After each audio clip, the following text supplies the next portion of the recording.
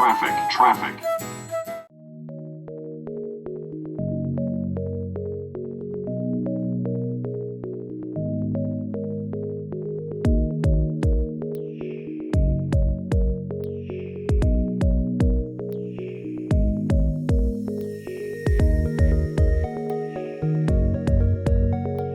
I'm here at the College Park Aviation Museum to see what they have. Let's go inside.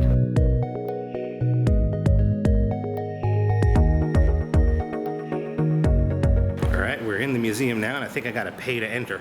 So I'm just gonna walk over here to the front desk. Good morning. Good morning, how are you today? I'm good, how are you doing? I'm doing well.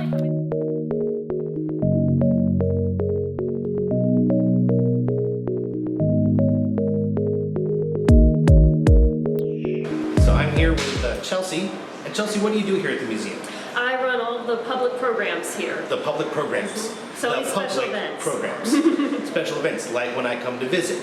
Absolutely. You made all the announcements, which is why no one has shown up to see me. Did they not know I was coming? I didn't know you were coming today, sorry. But anyway, I was really interested in this exhibit here, Elaine Harmon. Who was Elaine Harmon? So Elaine was a local pilot. She was attending the University of Maryland when she found out that women were needed to fly during World War II. They were needed to fly? Yeah. Women can fly? Women can fly. Who knew that women could fly? But you know what? She needed permission from her parents before she could fly, and her mom disapproved, so she didn't tell them up. Don't tell your parents. That's the moral of the story. Just do it. Just do it. Go to a flight school. No, don't do that. You're going to get in trouble. Don't do that. Yeah, and keep going. So she learned to fly here at College Park Airport through the civilian pilot training program, and then went on to join the WASPs. You can see we have her letter here from Jackie Cochran. The Women Air Force Service Pilots. Wow, when was this? So this was during World War II in the 40s. And the women were used to ferry aircraft all around the country so that it would free up more men to fly overseas. Really? Yeah. So they were just taking planes coast to coast all over around? They were taking planes all over the place, and they were training other men to fly as well. They were training, women were flying planes and training men to fly during World War II? Yeah, because if a woman can fly, anyone can fly, right? Well, I mean, I feel like that was entrapment. No, I believe that's great. That's amazing. So what was she? So she learned to fly here at College Park. She was a wasp, not the insect. Yes. And she ferried planes in World War II. That's incredible. What do we have here in the exhibit? So we have her logbook here in the exhibit. Yeah. We have her uniform here in the exhibit. And then we have other documents. The WASPs received the Congressional Gold Medal. We have a copy of her gold medal and the pen that President Obama used to sign it. Amazing. And then we also have a lot of information. Elaine Harmon's family helped lead the charge for full veterans' rights for their inclusion into... They didn't have it? Not when it came to being inurned at Arlington Memorial Cemetery. Oh, wow. Yeah. So they helped lead the charge to make sure that they received full veterans' rights for that. She sounds like she was a very important lady. She was, and her family as well. We've got to recognize all the hard work that they did, and she really set the example for her family. That's incredible. Well, thank you for sharing about her. You're so welcome. That's amazing.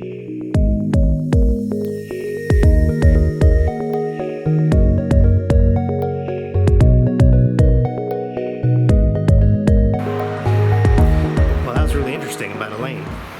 Oh, look at this dude. What's he doing? He is holding a propeller.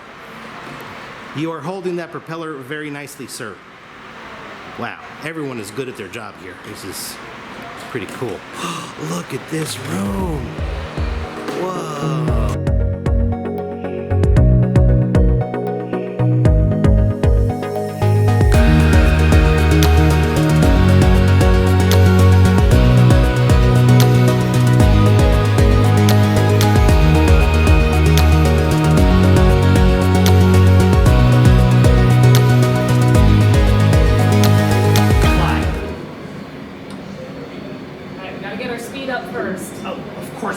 Make sure that we're doing at least 28 miles an hour. I fly a regional jet. This is child's play.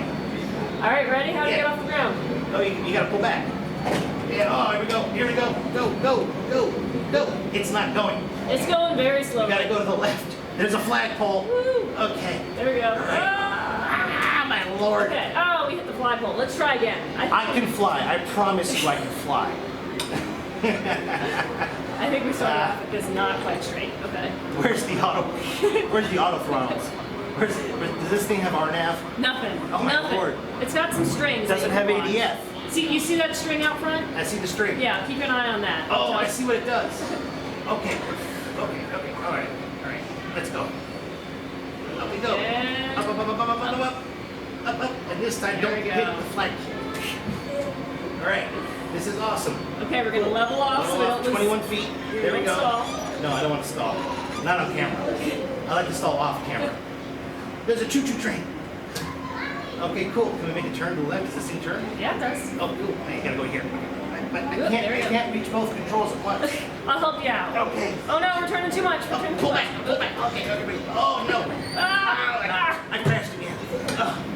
Okay. Moral of the story. The ride flyer sucked.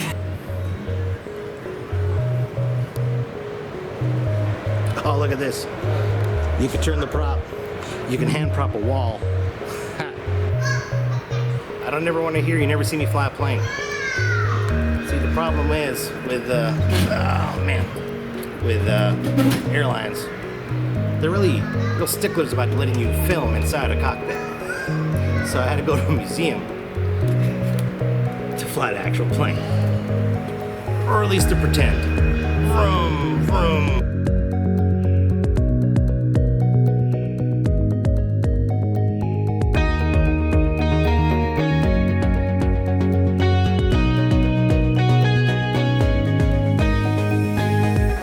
I'm about to wrap up my trip here, but I saw this beautiful Stearman hanging over there, and I had to go get Chelsea from her office. I had to annoy her again because I had to find out what's the story behind this Stearman.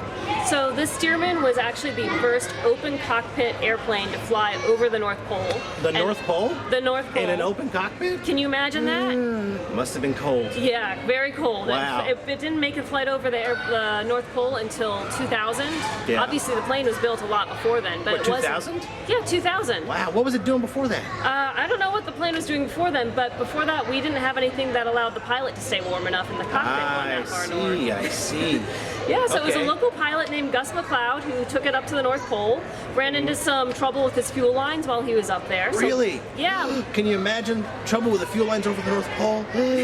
Had to land it down on the ice. On the ice? On the ice. No skis. No skis. Oh my Lord. Hope you found a good, nice, flat landing spot. Put it down on the ice, got picked up, and came back 3 weeks later to make his repairs. Wait. He landed, got rescued, went home, and had to come back 3 weeks later? Yeah, well, you know, Canada didn't want him littering up there on the ice. They called it litter? Yeah, they called it litter, an airplane litter. Oh my Lord. Okay, and he came back, what happened? He came back, he found that his airplane was not where he left it because all that ice moves up there. So his airplane had floated about 77 miles closer to Norway from where he left it. It moved how many miles? 77 miles. In 3 weeks. In 3 You're weeks. saying that the glaciers moved 77 miles in 3 weeks? Yeah, the ice moves that quickly That's up there. incredible. All the Wow. currents flowing. Yeah, Wow. so, and his plane wasn't quite in the shape that he left it either. It looked like some people had stopped by for some souvenirs, so who knew who that Like people... locals? I don't know who found it. People who are on their own expedition to the pole, maybe? What they do? They took a few pieces of the aircraft fabric and some instruments from inside. They took the canvas like off the wings? Yeah, there were How holes did he punched fly in it out? He came back, he made some repairs, and he did ferry flights back. That's incredible. Yeah, eventually landed it here in April of 2000 and left it for us to tell the story. That's amazing. What a piece of history. Yeah. Well, you know, Chelsea, I want to thank you for for taking the time to let me, tour around and letting Bozo down here, film. We appreciate it. We really do. And is there anything you want to say to the people watching, to the folks at home?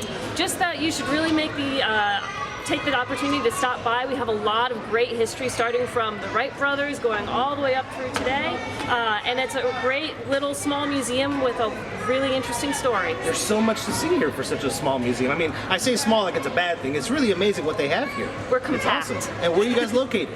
We are located in College Park. We're very close to the College Park Metro Station on the Green Line. That's in Maryland. Yep, and you can find us at collegeparkaviationmuseum.com. Awesome. Well, thank you so much. I really appreciate it. Thank you for dropping in today. All right, and thanks for watching. And remember, everybody, when in doubt, just ASAP it. Take care, everyone. Bye.